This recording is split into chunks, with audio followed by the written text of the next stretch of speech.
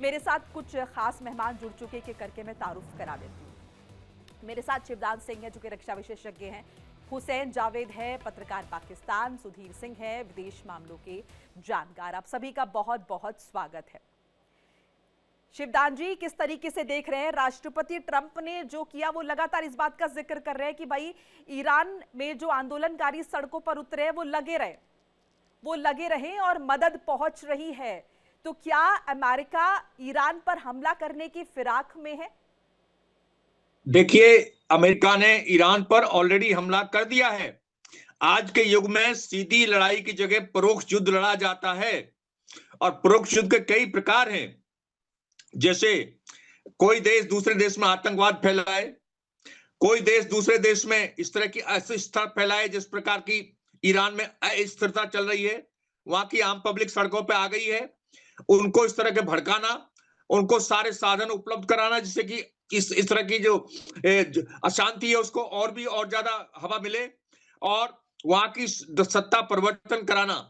तो यही काम अमेरिका ने बांग्लादेश में किया है, यही काम विश्व के और कई देशों में कर चुका है, यही काम अमेरिका ने वेनेजुएला में किया है, वहां के राष्ट्रपति और उनकी पत्नी को वहां से उठा लिया। तो अमेरिका इस वक्त जो है एक तरह से ऑलरेडी परोक्ष युद्ध लड़ रहा है कई जगह पर, और ये ईरान के खिलाफ ऑलरेडी अमेरिका का परोक्ष युद्ध ऑलरेडी चल रहा है, जिसका की पूरी जो प्लानिंग है अमेरिका ने की है।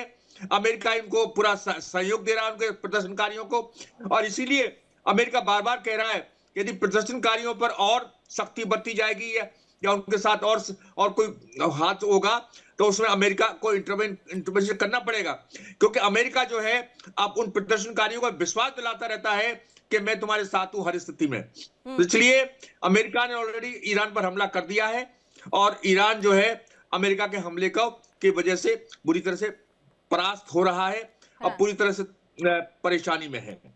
इस्लामिक गणराज्य को खत्म करना चाहते हैं राष्ट्रपति ट्रंप, बहुत बड़े क्रिमिनल हैं, अपराधी हैं। हुसैन जावेद साहब, आप किस तरीके से देख रहे हैं इसे? जी मैम, सबसे पहले तो आपका शुक्रिया कि आपने शो में इनवाइट किया और जो हमारे पैनलिस्ट हैं उनको भी सलाम।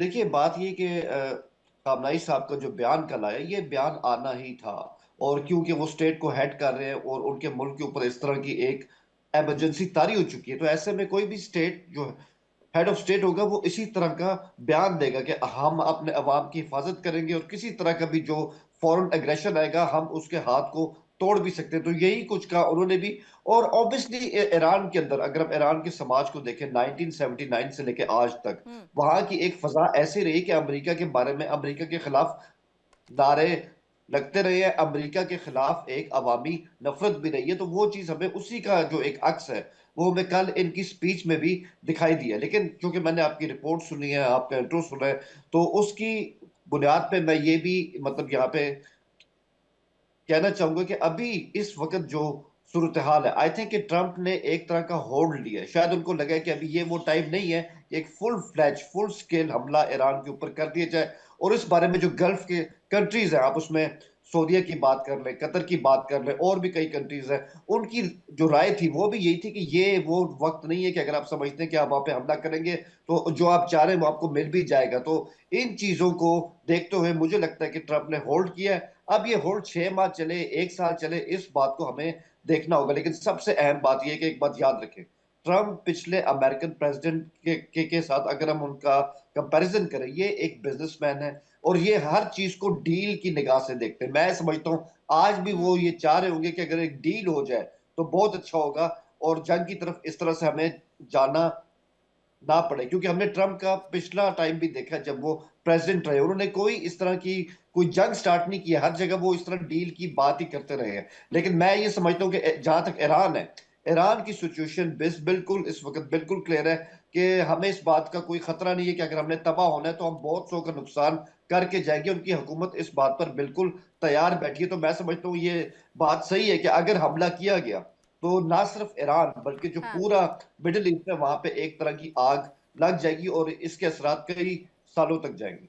ठीक है, सुधीर सिंह जी, आपसे समझने की कोशिश मैं ये करूंगी कि ट्रंप का ये कहना कि ईरान में अब सत्ता परिवर्तन की जरूरत है, तो क्या ट्रंप एक बार फिर से ये डिसाइड करने वाले हैं कि ईरान में कौन सत्ता पर बैठेगा और ये कितना सही भी है। हालांकि ईरान की स्थितियां जो है बहुत अच्छी नहीं है, वहां की जनता वाकई में परेशान है, ये प्रदर्शन कोई नई बात नहीं है। देखिए, हमारे दोनों लोगों ने जो अभी कहा, ये अमेरिका के तरफ ये गन चलाना है, प्रिजुडिस हो के अमेरिका को गोलियां मार रहे हैं सीधा टक टक टक। सवाल ये है कि ईरान में जो लोग रोड पर हैं गोलियां खा रहे हैं, वो प्रेसिडेंट डोनाल्ड ट्रंप के कहने पे गोलियां नहीं खा रहे हैं। मुल्ला तंत्र ने वहां पिछले 47 साल में भसड़ मचाया हुआ है, लोगों के अधिकारों का बाजा बजाया हुआ है, महिलाओं को चौथे दर्जे का नागरिक बनाया हुआ है, इकोनॉमी जो है ध्वस्त हो चुकी है, पूरी व्यवस्था समाप्त है ईरान के अंदर। पानी तेहरान जैसे महत्वपूर्ण शहरों में नहीं है, पानी का डेली बेसिस पे संकट है। इन तमाम चीजों को देखते हुए आपको ये आकलन करना चाहिए। आप और हम, ट्रंप गलत हैं ये हम बिल्कुल इसको मानते हैं, लेकिन यहां ईरान में ये स्पॉन्टेनियस मूवमेंट है, ये लोगों का मूवमेंट है। न्यूयॉर्क टाइम्स और बड़े बड़े अखबार कह रहे हैं कि 11,000 लोग मारे जा चुके हैं। अब ये 11,000 लोग ट्रंप के कहने पे गोली नहीं खाएंगे। बड़ी क्लियरिटी की ये जो है मुल्ला तंत्र के खिलाफ डेमोक्रेटिक असरजेंस है, डेमोक्रेटिक मूवमेंट है। अब है कि ट्रंप इसमें फायदा लेना चाहते हैं, तो इसमें बुराई क्या है? कौन देश नहीं लेना चाहता है? हर देश लेना चाहता है अपने दुश्मन देश से फायदा। तो सवाल यह है कि मुझे लगता है कि अगर अमेरिका किसी भी प्रकार से हमला करता है तो वो कहीं ना कहीं मुल्ला तंत्र को मजबूत करेगा, क्योंकि मुल्ला तंत्र फिर वो इस्लाम का लड़ा देगा। आप देखिए इस्लाम का घिनौना रूप कि मारने वाला इस्लाम है, मरने वाला इस्लाम है, और सारे इस्लामिक मुल्क जो हैं वो चुप हैं। उनके मुंह में अलीगढ़ का ताला लग गया है, वो बोल नहीं पा रहे। लेकिन यही अगर इजराइल एक मुसलमान को मारता तो candle light procession Bharat, Pakistan और पूरे इस्लामी मुल्कों में रोड पर नजर आता। ये कैंडल गायब है आज के डेट में, इसलिए कि मारने वाला मुसलमान है और मरने वाला मुसलमान है। तो इस परिस्थिति में ट्रंप को चाहिए, ट्रंप सब काम गलत करते हैं, लेकिन यहाँ डेमोक्रेटिक मूवमेंट को अगर ट्रंप इनडायरेक्ट सपोर्ट करते हैं तो ये एक अच्छा सपोर्ट होगा, ये मानवता के लिए सपोर्ट होगा, ये डेमोक्रेटिक राइट्स के लिए सपोर्ट होगा, जिसके लिए अमेरिकन वैल्यूज है, जो फाउंडर अमेरिका के फाउंडर्स हैं उनका वैल्यूज ये रहा है, उसके अनुसार ट्रंप ये कार्रवाई करेंगे। लेकिन ट्रंप को किसी भी तरह से सैनिक हस्तक्षेप नहीं करना चाहिए। कूटनीतिक, परोक्ष, अंतर्राष्ट्रीय मंचों पर ईरान का भर्त्सना करना चाहिए, सैंक्शन वगैरह जरूर और बढ़ाना चाहिए। इससे वो जो है इस मूवमेंट को मदद कर सकते हैं। मेरी आत्मा तो कम से कम ईरान के उन लोगों के लिए है, रो रही है जो कि रोड पर गोलियां खा रहे हैं, लाशें कुत्ते खा रहे हैं, हालत यहां तक बुरी हो चुकी है। तो एक इंसान होने के नाते भी हमें सोचना चाहिए कि इसके लिए जिम्मेदार मुल्ला तंत्र है कि डोनाल्ड ट्रंप है। मुझे लगता है कि इसके लिए मुल्ला तंत्र जिम्मेवार है, और मुल्ला तंत्र को जाना चाहिए, उनका समय हो चुका है। हुसैन जावेद साहब, आप कितना इत्तेफाक रखते हैं सुधीर जी की बात से? क्योंकि यहाँ पर राष्ट्रपति खामनेई ने भी कहा कि इस्लामिक गणराज्य खतरे में है, इजराइल भी कहीं ना कहीं इसके लिए जिम्मेदार है, इजराइल भी कुछ ना कुछ कर रहा है और अमेरिका भी। जी, मैंने इनकी बात सुनी है और थोड़ा सा मैं इनकी बात पे हैरान भी हुआ कि ये न्यूयॉर्क टाइम्स का हवाला देके वहां के हालात की बात कर रहे हैं। न्यूयॉर्क टाइम्स किस मुल्क से शाया होता है सबको पता है, वहां पे किसका बयानिया इस तरह से कहा जाता है सबको पता है। तो आप कह रहे हैं कि वहां पे तकरीबन पता नहीं इतने हजार लोग मर गए, अभी तक जो फिगर है वो 3,000 तक के फिगर है, और ये भी इतने कंफर्म नहीं जो लोग वहां पर मारे जा चुके हैं। और एक और बात है, देखिए ईरान के अवाम अगर अपनी हुकूमत के खिलाफ होते हैं, मैं उनकी हुकूमत की सपोर्ट नहीं कर रहा, शायद उनका जो इनकलाब है जिसको एक तरह का आंदोलन भी कहते हैं 1979 से आ रहा है, मैं उससे कुछ इख्तलाफ भी रखता हूँ, लेकिन मैं एक बात बिल्कुल यहाँ पे जान चुका हूँ कि अवाम अपनी हुकूमत के पीछे खड़े हैं। अगर ये ना होते तो जो वेनेजुएला में आपने देखा है वो यहाँ पे होता। ठीक है, तो ईरान को ना पहली बात है वेनेजुएला समझे मत, और ईरान के अवाम को अमेरिकी मीडिया की आंखों से मत देखें। नहीं तो ईरान में तो प्रदर्शन हो रहे हैं, वहां के लोग तो महंगाई से परेशान है, बुरके में जिस तरीके से अब जो स्थितियां हुई थी उन प्रतिबंधों से भी लगातार परेशान है। आपको क्या लग रहा है वहां की जनता जो है खामनेई साहब के पक्ष में है? देखें, इसमें कोई शक नहीं, वहां पे हालात खराब है, वहां पे अनएम्प्लॉयमेंट है, वहां पर लॉ लेसनेस के मसले भी, और पिछले 2 साल जो है वहां बहुत ज्यादा सख्त गुजरे। आपने खुद अपनी रिपोर्ट में कहा ना, जिस तरह से कासिम सुलेमानी को वहां पर मार दिया गया। ईरान के जो टॉप इस तरह की लीडरशिप है, इवन उनके प्रेसिडेंट जिन हालात में उनका जो हेलीकॉप्टर था वो जहां पे इस तरह तबाह हुआ, तो सवाल तो उठते हैं वहां पे। लेकिन एक बात है, अभी भी तमाम खामियों के बावजूद ईरान के अवाम जो है वो खामनाई के पीछे खड़े हैं। इसलिए मैं कहता हूँ उसको वेनेजुएला बिल्कुल मत समझो ना। आप कह रहे हैं अमेरिका वहां पे आएगा और एक सिविल राइट्स रहेगा, वहां पे एक तरह की जमहूरियत आएगी, तो साहब आप याद करें ना, इराक को याद करें 2003 में, उस टाइम बुश ने क्या कहा था, हम इनको पार्लियामेंट्स देंगे, हम इनको डेमोक्रेसी देंगे, और सबने देखा इराक में क्या हुआ, 10 लाख लोग वहां पे इस तरह मारे गए। और इराकियों ने खुद कहा था भाई सद्दाम हुसैन एक खराब आदमी था, जालिम आदमी था, लेकिन उसके बाद कोई विकल्प नहीं है ना। आप अगर आज आप ईरान से ये हुकूमत हटा रहे हैं, मुझे बताएं आप लाएंगे किसको वहां पे? सेकंड चॉइस ईरान के अवाम के पास क्या है? शेरशाह का बेटा, उसकी तो कोई हैसियत नहीं है। क्या अवाम उसके साथ है? बिल्कुल भी नहीं है। तो ये कई चीजें हैं जो हमें जमीन के हकायक को देख के इस तरह से चलना चाहिए। इस तरह की भी रिपोर्ट्स आई है यहाँ पर हुसैन साहब कि कहीं ना कहीं जो खामनेई है वो ये कह रहे हैं कि अमेरिका कुछ टेररिस्ट को भी फंड कर रहे हैं ताकि ईरान में जो है स्थितियां खराब हो। उसमें दबे शब्दों में पाकिस्तान का भी नाम आया है कि पाकिस्तान से भी कुछ कुछ चीजें हो रही हैं। देखें, अभी तक जो ईरानी हुकाम ने जो भी बातें रिकॉर्ड पे की ना, उन्होंने इसमें मोसाद का नाम लिया है, उन्होंने इसमें अमरीकी एजेंट्स का नाम लिया, और वो ये कह रहे हैं कि जो हालात खराब हुए हैं ईरान में, इनके पीछे ये है। उसमें पाकिस्तान का नाम किसने लिया? और सबसे अहम बात है, मैं कल भी आपके चैनल पे था, मैंने तब भी कहा था कि पाकिस्तान को क्या इंटरेस्ट है कि हम ईरान को डी स्टेबलाइज इस तरह से कर लेंगे। अगर हमने उनको उस तरह करना होता तो जो उनकी जून में इसराइल के साथ जंग हुई है, क्या वजह कि ईरान जिस मुल्क का सबसे ज्यादा शुक्रगुजार है वो पाकिस्तान है। तो ऐसी कोई बात नहीं, ये बिल्कुल गलत किस्म का नैरेटिव है। शिवदान जी, मैं सवाल बताइए। शिवदान जी, यहाँ पर हुसैन साहब कह रहे हैं कि सबसे ज्यादा शुक्रगुजार पाकिस्तान का है ईरान, जबकि ईरान की तरफ से कुछ कुछ और चीजें कही जा रही। हाँ जी हुसैन साहब, मैं जानना चाहता हूं कि ईरान क्यों उसका एहसानमंद होगा पाकिस्तान का, जबकि इजराइल और ईरान में जो जंग हुई थी तो उसमें भी अमेरिका पाकिस्तान का इस्तेमाल करना चाहता था ईरान के खिलाफ। और अभी भी अमेरिका यदि ईरान पर हमला करेगा तो उसका बेस पाकिस्तान में ही होगा। और पाकिस्तान की जो सरकारें हैं पूरी तरह से, और आपने ऑलरेडी ईरान में हवाई हमले भी किए हैं, तो किस तरह से आप मुझे बताइए कि किस तरह से पाकिस्तान जो है ईरान पाकिस्तान का एहसानमंद है और पाकिस्तान के साथ उसका एक स्पेशल। आपने तो कभी उसके साथ दोस्ती वाला संबंध रखा ही नहीं। आपने तो ये सोचकर ये इल्जाम लगा करके वहां के आतंकवादी ने आके पाकिस्तान में हमला किया इस तरह से, तो उसके एयर स्ट्राइक कर दिया। और उसके अलावा बार बार यही थ्रेट होती है अमेरिका की कि पाकिस्तान को इस्तेमाल किया जाएगा पाकिस्तान के बेसों से ईरान पर हमला करने के लिए। और अभी भी यदि ईरान पर हमला होता है तो पाकिस्तान के बेस ही इस्तेमाल होंगे। तो इसलिए आपका यह कहना गलत है कि पाकिस्तान का वो एहसानमंद होना चाहिए। ठीक है सुधीर जी, अगर डायरेक्ट हमला, सैन्य कार्रवाई अमेरिका अगर करता है ईरान पर, तो इससे राष्ट्रपति ट्रंप की छवि पर क्या असर पड़ेगा? क्योंकि वो तो लगातार खुद को शांति दूत बता रहे हैं भाई, वो कह रहे हैं कि सबसे ज्यादा हमले हमने रुकवाए हैं, युद्ध हमने रुकवाए हैं। देखिए, ये सब मोनिका जी कहने की बातें हैं।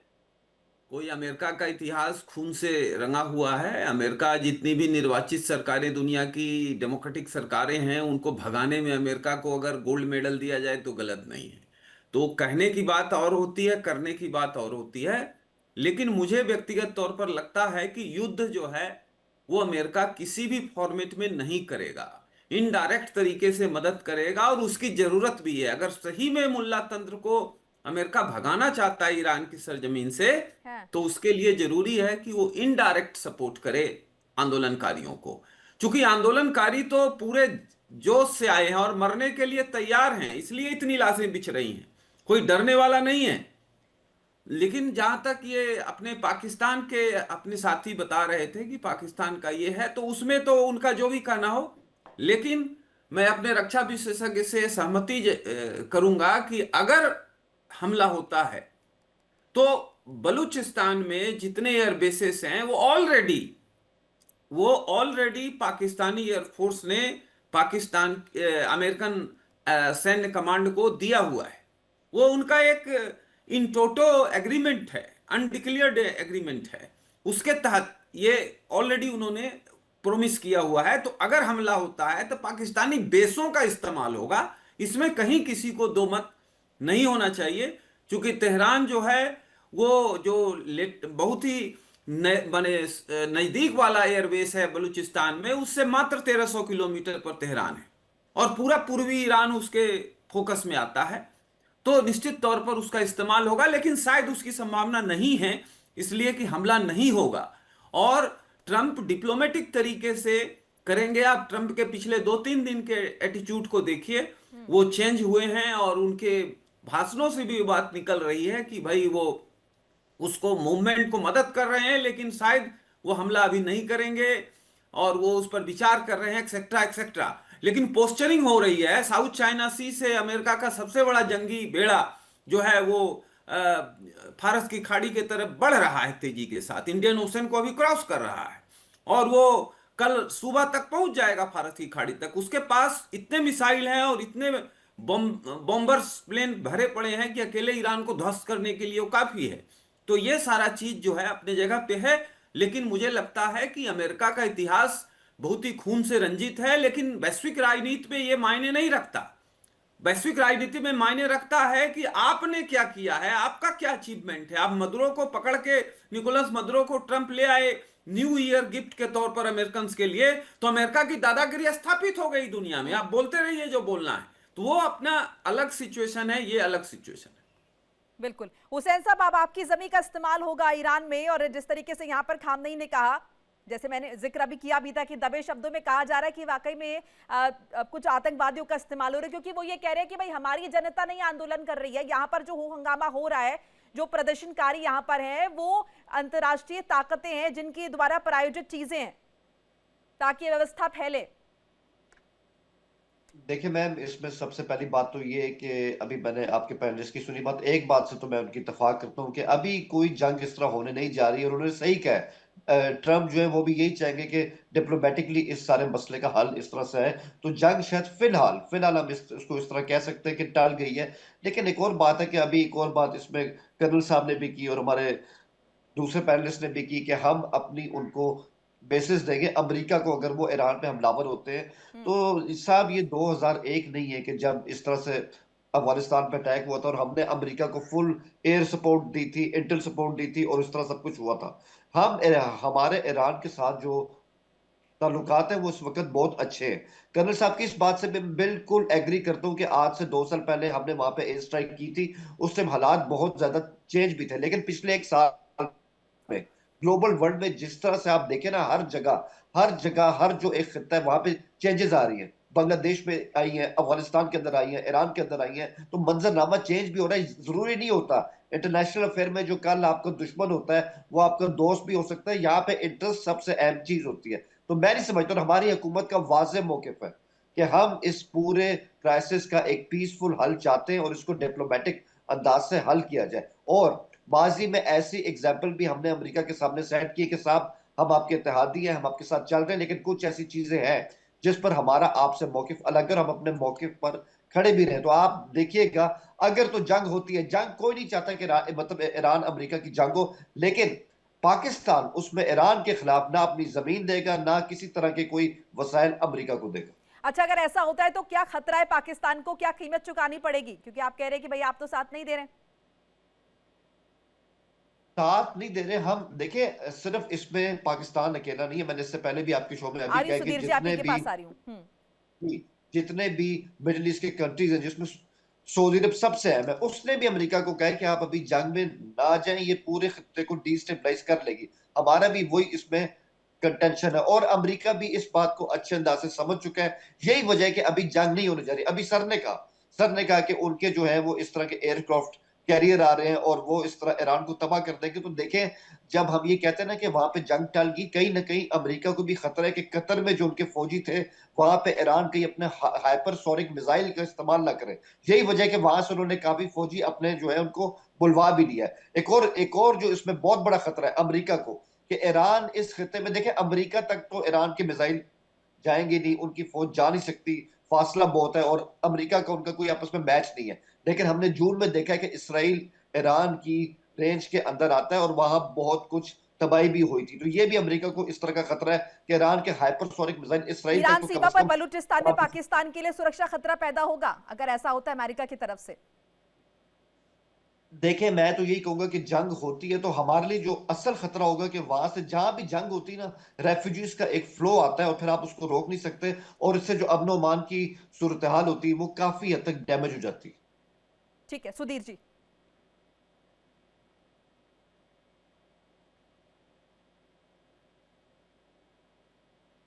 सुधीर जी कुछ कह रहे हैं आप?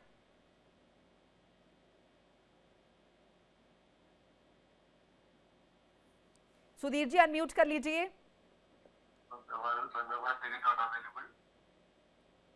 जी बताइए सवाल क्या था। जी सुधीर जी, मैंने यहाँ पर हुसैन साहब से प्रश्न किया कि पाकिस्तान को क्या क्या नुकसान होगा। जाहिर है भारत भी कहीं ना कहीं तनाव में है, हालांकि क्योंकि टैरिफ की बात लगातार राष्ट्रपति ट्रंप कह रहे हैं ना कि भाई जो भी ईरान से रिश्ते रखेगा उसको दिक्कत होगी,